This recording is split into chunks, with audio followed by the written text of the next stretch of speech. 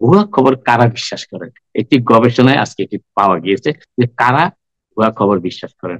সামাজিক যোগাযোগ মাধ্যমে বা সোশ্যাল মিডিয়া এখন আমাদের জীবনের এক অবিচ্ছেদ্য অংশ হিসেবে দাঁড়িয়েছে। প্রতিদিনের শুরু থেকে শেষ পুরোটাই সোশ্যাল মিডিয়ার ঘিরে। কিন্তু আপনি কি জানেন সামাজিক যোগাযোগ মাধ্যমে অতিরিক্ত সময় ব্যয় করার ফলে অনেকেই মানসিক কষ্টে ভোগেন এবং দৈনন্দিন জীবনে বিঘ্ন ঘটে। শুধু তাই নয়, যারা অনেক বেশি সময় সোশ্যাল মিডিয়া কাটিয়ে তারাই ভুয়া সংবাদ বেশি বিশ্বাস করে এবং সেগুলি ছড়িয়ে দেওয়ার ক্ষেত্রে প্রবণতাও তাদের মধ্যে বেশি। এমনই চমকপ্রদ তথ্য উঠে এসেছে যুক্তরাষ্ট্রের মিশিগান স্টেট ইউনিভার্সিটির এমএসইউ এক নতুন গবেষণায় দেখা যাচ্ছে যে সোশ্যাল মিডিয়ার প্রতি যারা আসক্ত তারা কোনো সংবাদ সত্য না মিথ্যা তা বিবেচনা না করে তাতে ক্লিক করা, লাইক দেওয়া, মন্তব্য করা এবং শেয়ার করার প্রবণতায় বেশি ভোগেন।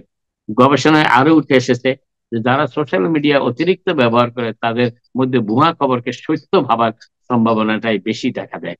এই ধরনের মানুষ সত্য মিথ্যা বিবেচনা না করেই সংবাদে প্রতিক্রিয়া জানাতে বেশি আগ্রহী এবং ভুয়া সংবাদে ক্লিক করার প্রবণতা তারা এগিয়ে অনেকটা।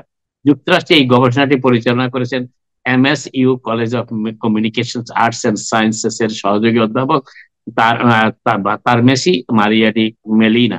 এই গবেষণাটি 18 থেকে 26 বছর বয়সী 189 জন অংশগ্রহণকারীর উপর পরিচালিত হয়। এই অনলাইন পরীক্ষায় 20টি সামাজিক মাধ্যম স্টাইলের খবরটি কলমটি করা সংবাদ দেখানো হয় এবং যার মধ্যে 10টি ছিল সত্য এবং 10টি ছিল ভুয়া মিথ্যা খবর।